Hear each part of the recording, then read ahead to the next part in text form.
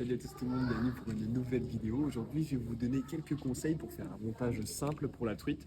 Donc aujourd'hui, nous sommes à Decathlon, comme vous avez pu le voir.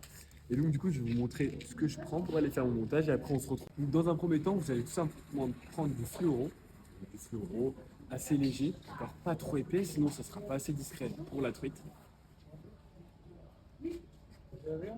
Tout simplement prendre soit un hameçon déjà monté si vous ne connaissez pas le nœud, sachant que je vais bientôt faire une vidéo pour vous expliquer comment faire le nœud pour pouvoir accrocher votre hameçon. Par la suite, vous prenez tout simplement une boîte de plomb, donc pas trop lourd quand même, parce qu'il faut rester quand même dans des tranches raisonnables, parce que votre plomb, il ne faut pas qu'il soit trop lourd. S'il est trop lourd, votre flotteur va couler. L'objectif, c'est que votre flotteur soit correctement équilibré, donc il ne faut pas mettre trop de poids. Donc moi je choisis du coup une boîte de truite qui va du coup de 0,77 g à 0,24 g. Voilà, ça fait quand même pas mal, vous avez de quoi faire. Ensuite vous allez sélectionner votre flotteur, donc soit un flotteur toulousain, soit un flotteur boule. Moi je vous conseille personnellement de prendre un flotteur boule si vous êtes dans une rivière, mieux adapté pour le courant. Et si vous prenez un flotteur toulousain, c'est plutôt pour les étangs, pour les endroits calmes et pour pouvoir mieux ressentir les mouvements car ils sont plus fusiformes. Et vous allez bien évidemment devoir munir d'une canne très légère, d'accord, avec un grammage bas et vraiment fine et pas trop long. Du coup, on se retrouve pour le montage de notre petit montage pour la truite, d'accord. Donc ça va être très simple, j'ai pris des choses simples que vous pouvez faire, peu importe votre niveau, même si vous êtes débutant dans la pêche, il n'y a aucun problème. Donc maintenant que vous savez qu'est-ce qu'il faut acheter à Decathlon, on va tout assembler. Dans un premier temps, vous allez commencer du coup par prendre vos hameçons, soit qui sont déjà montés, soit que vous allez monter car vous connaissez votre nœud pour pouvoir attacher un hameçon. Donc tout simplement, vous allez prendre dans une des pochettes, d'accord. Donc l'hameçon est déjà sur un fil. Le fil est assez court en fonction du type de fil que vous avez pris. Donc là, en l'occurrence, j'avais pris 50 cm de longueur, donc ce qui n'est pas énorme. Vous mettez entre vos deux doigts et vous déroulez tout simplement pour éviter que ça s'en mêle. Voilà. Et une fois qu'il est déroulé, au bout, normalement, vous allez avoir une petite boucle qui est déjà faite, d'accord. Cette boucle, c'est pas compliqué. Vous allez faire la même boucle sur votre fil que vous avez acheté, d'accord. Donc, on détache le fil, on déroule. Et là, on vient tout simplement faire une boucle. Donc, vous allez assembler donc, une boucle, comme ceci, d'accord. Et après, vous allez prendre la boucle, la tenir par le bout, donc vous allez prendre quand même assez de longueur, hein, bien évidemment, prendre le bout et faire un nœud avec cette boucle. Donc avec la boucle là, je repasse dans celle que je viens de former. Donc on repasse une première fois. Donc vous êtes passé une première fois dans votre boucle. Si vous voulez plus de résistance, n'hésitez pas à repasser une deuxième fois et à prendre un peu plus de fil pour pouvoir être tranquille et pour que ce soit moins compliqué. Donc là, on resserre. Donc là, vous avez votre boucle qui est formée. Donc là, normalement, ça risque pas de lâcher, surtout si vous pêchez la truite. Alors, donc, si vous voulez couper le surplus de fil, il n'y a aucun problème, vous pouvez, il n'y a aucun souci, d'accord. Vous allez prendre la longueur d'environ 50 cm. 50 cm, ce qui représente à peu près ça, d'accord. Pas besoin de plus, ça dépend de là où vous allez pêcher. Si vous savez que c'est un endroit où il va y avoir beaucoup de profondeur, n'hésitez pas à rajouter un petit peu. Ça sera en fonction de l'endroit où vous allez pêcher. Si vous êtes dans une rivière, peut-être qu'il y aura moins. Si vous êtes dans un étang, peut-être plus. C'est à vous de voir en fonction de l'endroit où vous pêchez, en fonction de votre ressenti.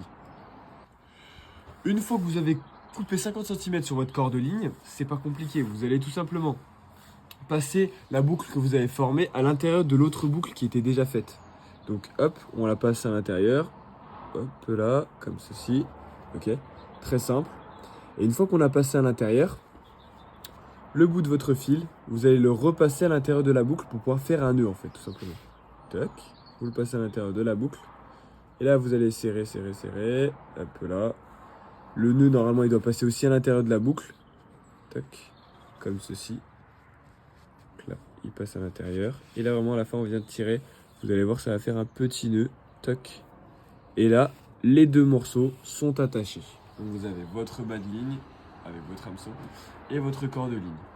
Donc ensuite, vous allez tout simplement prendre votre flotteur. Donc c'est soit toulousain, soit boule, comme je vous l'avais expliqué quand on était à Decathlon. Donc moi, je vais prendre un flotteur boule parce que je vais pêcher plutôt en rivière. Donc c'est un 6 grammes, d'accord. Donc on pourra mettre au maximum en plombée 6 grammes, voire un peu moins parce qu'il faut compter le poids de la patte que vous allez mettre au bout. Si c'est un verre, un asticot ou alors une teigne. Donc vous allez tout simplement enlever la tige. Voilà. Moi j'ai pris un flotteur qui est coulissant, exprès. Vous allez tout simplement passer votre fil à l'intérieur de votre flotteur, reprendre la tige et la remettre. C'est aussi simple que ça. C'est vraiment de la pêche facile. Vraiment, c'est pour les débutants, ceux qui débutent, ceux qui veulent découvrir, c'est le top du top. L'avantage avec ce flotteur-là, c'est que vous allez pouvoir le coulisser. Donc, si vous voyez que vous êtes trop dans le fond, vous pouvez diminuer le fond simplement, donc en venant tirer sur le fil et vous diminuez. D'accord ?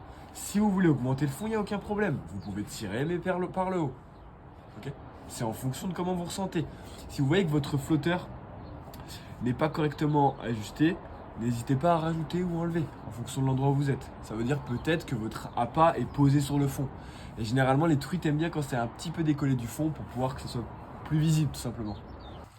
Et ensuite, ça sera la dernière chose qu'on fera sur notre montage. Donc, on va rajouter la plombée. Donc l'ensemble de plombs qui va composer votre montage. Donc c'est tout ce qui manque entre votre hameçon et votre flotteur. Il manque uniquement ça. Donc on va commencer par 4 petits plombs. Donc dans votre boîte, vous avez les 0,24 grammes, 3,5 mm numéro 3. Si vous avez un doute, regardez bien le numéro 3. D'accord ? Donc on va commencer par ça. On va en mettre 4 le plus proche de l'hameçon. D'accord ? Avec une distance toujours plus élevée que ça, d'accord ? Il faut toujours qu'il y ait au moins cette distance-là entre votre plombée et votre hameçon pour toujours plus de discrétion, surtout avec la truite. Alors, pour les plombs, pour les mettre, c'est très simple. Si vous avez une pince à la maison, c'est plus pratique.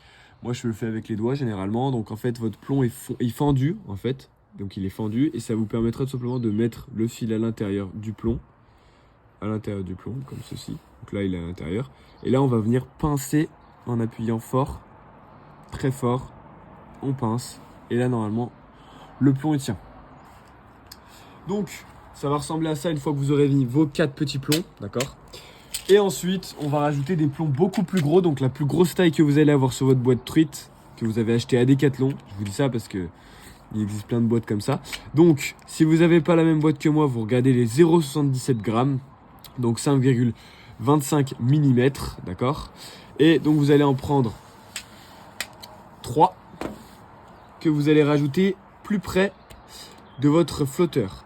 Pas trop près non plus parce qu'on a dit que si jamais on avait besoin de modifier le flotteur, on devait pouvoir le faire. Parce que si jamais il y a plus de profond ou moins de profond, il faut pouvoir modifier. Donc on va venir un peu plus près, donc à peu près à cette distance du flotteur. À peu près à cette distance. Et là, tout simplement, comme je vous avais dit tout à l'heure, on vient pincer avec le fil qui est bien au centre de votre plomb. On pince, comme ceci. On resserre le plomb sur le fil, d'accord ? Donc à peu près à cette distance de votre plombée. Comme ça. Et après, les deux autres sont à peu près ici. Donc voilà, votre montage est pratiquement terminé. Il va manquer une seule petite chose. Donc vous avez votre hameçon, un petit hameçon, on a dit. Petit pourquoi ? Parce qu'il doit être discret, comme d'habitude. Toujours, faut être discret avec la truite. Voilà. Petit hameçon, une bonne distance avec votre plombée, des plombs un peu plus gros, votre flotteur. Et il va manquer une dernière petite chose. Vous allez prendre le plus petit plomb possible, d'accord ? La plus petite taille de plomb possible, d'accord ? Vous allez prendre et vous allez le mettre plus près de l'hameçon. Ce qui vous permettra de faire couler votre appât plus facilement. Et qui soit plus visible pour la truite. Donc à peu près à cette distance de l'hameçon. D'accord ? Vous avez votre hameçon qui est ici et c'est à peu près cette distance. Tac. À peu près à cette distance, d'accord ?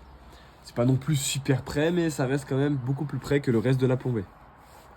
Et en haut du coup de votre montage, vous allez tout simplement faire la même boucle qu'on avait faite tout à l'heure. Donc une grande boucle, vous allez prendre quand même bien du fil. Donc une boucle.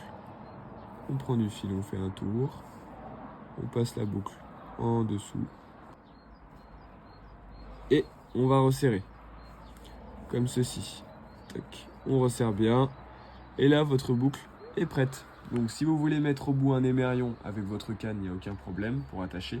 Sinon, vous faites juste un nœud simple qui vous permettra d'attacher sur n'importe quelle canne et de détacher quand vous voulez. Et voilà les amis, c'est la fin de cette vidéo, j'espère que ça vous a plu. Si ça vous a plu, n'hésitez pas à mettre un petit pouce bleu, un petit commentaire et partager. N'hésitez pas aussi à vous abonner, je compte sur vous en tout cas, merci pour la force. Et on se retrouve bientôt pour de nouveaux tutos.